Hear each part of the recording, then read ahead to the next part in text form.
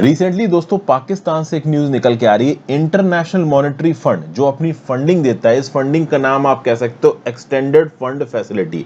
क्या होता है ये ईएफएफ, ये मैं थोड़ी ही देर में आपको बताऊंगा। इसको कुछ समय के लिए आईएमएफ ने होल्ड पे डाल दिया है। हालांकि ऐसा कोई ऑफिशियल अनाउंसमेंट नहीं आया है, बट आईएमएफ के जो रेजिडेंट रिप्रेजेंटेटिव है इस्लामाबाद के अंदर, जिसका नाम है एस्थर पेरेज रुइस, इन्होंने बोला है कि देखिए जब नई सरकार फॉर्म हो जाएगी उसके बाद हम वो बेसिक क्रेडेंशियल्स डिसाइड करेंगे, पॉलिसी के बेसिस पे इंगेज करके हम डिसाइड करेंगे कि भाई हम जो पैसा, आईएमएफ जो पैसा देता है पाकिस्तान को, इसको कैसे खर्च करना है। अब आपको यहां पे समझना पड़ेगा कि आईएमएफ जब भी किसी कंट्री को मदद करता है पैसों की, बैलेंस ऑफ पेमेंट क्राइसिस के समय पे या फिर कह लीजिए मैक्रो इकोनॉमिक मैनेजमेंट के लिए, तो उस समय पे आईएमएफ बहुत सारी शर्तें रखता है और रियल टाइम में आईएमएफ के रिप्रेजेंटेटिव इस बात को इंश्योर करते हैं कि वो शर्तें पूरी हो रही हैं कि नहीं हो रही हैं। यहां पे समझते हैं कि एक्सटेंडेड फंड फैसिलिटी है क्या। 1974 में ये लेंडिंग मेथड बनाया था इंटरनेशनल मॉनेटरी फंड ने, ताकि वो कंट्रीज जो कि मीडियम और longer term balance of payment problems झेल रही हैं उनकी यहां पे मदद की जा सके। अब वेट अ मिनट, 1974 में ये ईएफएफ का मैकेनिज्म बनाया था आईएमएफ ने, और इंडिया के अंदर बैलेंस ऑफ पेमेंट क्राइसिस आई थी 1991 में। तो क्या हमने भी ईएफएफ के अंदर आईएमएफ से पैसा लिया था? जी हां। इनफैक्ट 1991 से पहले ही 1980s में इंदिरा गांधी जी के अंदर ओवरऑल ईएफएफ के थ्रू शुरुआत में पैसा लिया गया था। 1991 के बाद भी यहां पे पैसा लिया गया। लेकिन देखिए, ईएफएफ एक्सटेंडेड फंड फैसिलिटी को आप जनरलाइज मत करिएगा। एक्सटेंडेड फंड फैसिलिटी जब आईएमएफ किसी पर्टिकुलर कंट्री को फॉरवर्ड करता है तो ओवरऑल उसके कुछ टर्म्स एंड कंडीशन होते हैं और वो डिपेंड करता है कि किस कंट्री के साथ ईएफएफ है। जैसे फॉर एग्जांपल अगर आप पाकिस्तान की बात करो तो आपको दिख रहा है कि इंटरनेशनल मॉनेटरी फंड की 3 जुलाई 2019 की न्यूज कवरेज है, जिसमें ये लिखा हुआ है कि आईएमएफ के एग्जीक्यूटिव बोर्ड ने $6 बिलियन का 39 मंथ्स का ईएफएफ अरेंजमेंट किया है पाकिस्तान के साथ। मतलब 39 मंथ्स तक ओवरऑल थोड़ा थोड़ा पैसा करके हर महीने आईएमएफ देता रहेगा पाकिस्तान को, और ओवरऑल पाकिस्तान को अकाउंटेबल भी ठहराता रहेगा। हर महीने जो पैसा दिया जा रहा है वो कहां खर्च किया जा रहा है, क्या पाकिस्तान मैक्रो इकोनॉमिक स्टेबिलिटी के लिए कुछ कर रहा है, क्या बेसिक क्रेडेंशियल्स पाकिस्तानी इकोनॉमी के सही है नहीं है, वगैरह इस प्रकार के जो सवाल हैं वो आईएमएफ अक्सर कर कंट्रीज से पूछता रहता है। अब एक बात होगी, बीच में एक न्यूज और यहां पे निकल के आ रही है कि इमरान खान ने एक एमनेस्टी स्कीम लागू की थी। देखिए आपको पता ही है कि पाकिस्तान में क्या पॉलिटिकल ड्रामा चल रहा है। इमरान खान की खुद की सरकार ऑलमोस्ट गिरने वाली थी, लेकिन उन्होंने अपोजिशन की सरकार भी नहीं गिरने दी। अनकॉन्स्टिट्यूशनल तरीके से डेप्यूटी स्पीकर को बोल के नो कॉन्फिडेंस मोशन रिजेक्ट करवा दिया, और इंडिविजुअल बेसिस पे पाकिस्तान के प्रेसिडेंट को बोल के पाकिस्तान नेशनल असेंबली को डिसॉल्व करवा दिया। जबकि एक्चुअली में पाकिस्तान के संविधान के हिसाब से इमरान खान के पास ये ताकत नहीं थी। इमरान खान ने सोचा कि चलो आर्मी कूप करती रहती है, थोड़ा बहुत मैं यहां पे अनकॉन्स्टिट्यूशनल कर दूंगा तो क्या बुरा हो जाएगा। अब जो भी इसके पॉलिटिकल मोटिव्स रहे उसमें ना जाते हुए 2 मार्च को पाकिस्तान के पीएम इमरान खान ने एक एमनेस्टी स्कीम लागू की, और उस एमनेस्टी स्कीम में कुछ टैक्स इंसेंटिव्स रिलीज किए। उन टैक्स इंसेंटिव्स में क्या था कि कोई भी इन्वेस्टर्स अगर पाकिस्तान में इन्वेस्ट करना चाहता है पैसा, कोई भी ऐसा पाकिस्तानी नेशनल जो कि पाकिस्तान से बाहर जाके किसी दूसरी कंट्री में रह रहा है, और अगर वो पाकिस्तान में आके अपना पैसा इन्वेस्ट करता है नए एंटरप्राइजेस में, या फिर जो ऑलरेडी फेलिंग एंटरप्राइज है जो कि अपने लोन वगैरह नहीं भर पा रहे हैं उसमें पैसा इन्वेस्ट करता है, तो उनको सिर्फ 5% के रेट पे टैक्स देना पड़ेगा। उनसे कभी ये सवाल नहीं पूछा जाएगा कि आपके पास पैसा कहां से आया, उसके ऊपर कोई भी इन्वेस्टिगेशन नहीं होगी, उसकी इन्वेस्टमेंट को एंटरटेन कर लिया जाएगा, वो अपना धंधा कर सकता है, उसके ऊपर इनकम टैक्स भी कम लगेगा।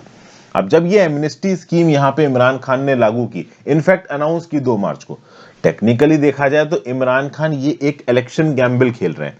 इमरान खान ने ओवरऑल पूरे सीन बना दिए हैं कि भाई अगले 3 महीने के अंदर पाकिस्तान में इलेक्शन करवाओ, और ओवरऑल जो बिजनेस तबका है पाकिस्तान का उसको यहां पे इमरान खान एक सिग्नल भेज रहे हैं। जो थोड़ा बहुत फाइनेंशियली अच्छा तबका है पाकिस्तान का, उसको इमरान खान यहां पे सिग्नल भेज रहे हैं कि भाई देखो हम तुम्हारे ऊपर कम टैक्सेस लगाएंगे। लेकिन इसको प्रो पुअर नहीं समझा जा रहा है, इसको अपोजिट पुअर समझा जा रहा है, क्योंकि इस टैक्स के थ्रू पाकिस्तान की सरकार के पास पैसा आता और वो प्रो पुअर पॉलिसीज बना सकते थे। बहुत सारे लोग ये भी बोल रहे हैं कि अभी के लिए कोई भी सरकार नहीं है पाकिस्तान के अंदर। इमरान खान की सरकार गिर चुकी है, वैसे ऑफिशियली नहीं गिरी, but Imran Khan is not the PM anymore.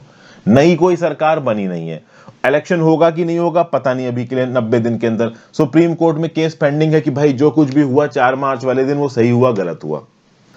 अब इस बीच में इंटरनेशनल मॉनेटरी फंड के पास ऐसा कोई भी रिप्रेजेंटेटिव नहीं है पाकिस्तान की कैपिटल इस्लामाबाद में जिसके साथ वो बातचीत करके डिसाइड कर सके कि एक्सटेंडेड फंड फैसिलिटी में जो पैसा आएगा वो कहां खर्च होगा। अभी के लिए जो सीनियर मोस्ट ब्यूरोक्रेट्स हैं केंद्र सरकार के पाकिस्तान के, वो इस समय पे बहुत ताकतवर हो गए हैं, लेकिन वो पॉलिटिकल रिप्रेजेंटेटिव नहीं है।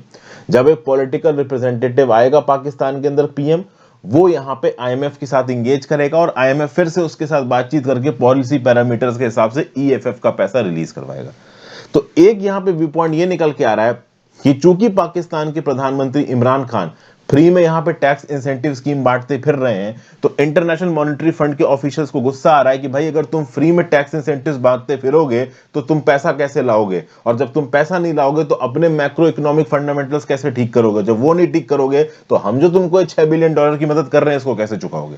और सबसे खास बात यहाँ पे ये है कि जब भी आईएमएफ आपको एक्सटर्नल फंड फैसिलिटी देता है तो इसके बेसिस पे बहुत सारी और कंट्रीज के लोन का पैसा भी एक कंट्री के लिए खुल जाता है। जैसे फॉर एग्जांपल अगर आईएमएफ के एग्जीक्यूटिव बोर्ड ने $6 बिलियन का अरेंजमेंट किया पाकिस्तान के लिए, तो इसके थ्रू बाकी कंट्रीज के थ्रू लगभग $33 बिलियन का रास्ता खुल गया पाकिस्तान का। मतलब अगर आईएमएफ आपको पैसा उधार पे दे रहा है कुछ टर्म्स एंड कंडीशंस पे, और अगर आप उन टर्म्स एंड कंडीशंस पे खरे उतरते हो तो जो दूसरी कंट्रीज है उनसे भी आपको लोन आसानी से मिल सकता है। अब दूसरी कंट्रीज में सऊदी अरेबिया, यूएस, यूरोप की कंट्रीज, कोई भी हो सकता है। अब यहां पे आपको कुछ बातें समझनी होगी।